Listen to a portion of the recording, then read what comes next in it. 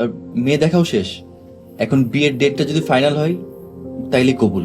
দাম বেড়ে গেছে তাই না?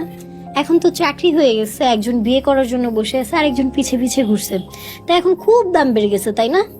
ব্যাপারটা তা না, আমি খুব রিয়েলিস্টিক ছেলে, বাস্তবতা বিবেচনা করি আর সেটা মেনেও চলি।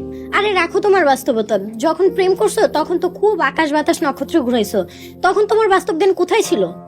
দেখো, প্রেম করলে মানুষ অনেক কথাই বলে, এসব আবেগের কথা। Don't take it serious. যাও, তুমি তোমার ঘরে যাও। চুপ, একদম জ্ঞান দিবা না। যখন প্রেম করছো তখন তো খুব মিষ্টি মিষ্টি কথা বলছো, এখন হবু শ্বশুরের টাকার গন্ধ পাইছো তো তাই এখন বাস্তব জ্ঞান একদম উতলায় পড়তেছো তাই না? মিষ্টি কথা আমি একাই বলি নাই, আর প্রেমটা তোমার আগ্রহী হয়েছে। তোমার মনে আছে আমি তোমাকে বলেছিলাম আমরা দুজন কাজিন, আমাদের বাবা মা সেটা মেনে নিবে না, আর আমাদের ব্রেকআপটা কিন্তু তোমার কারণে হয়েছে, আর এখন দোষটা আমার।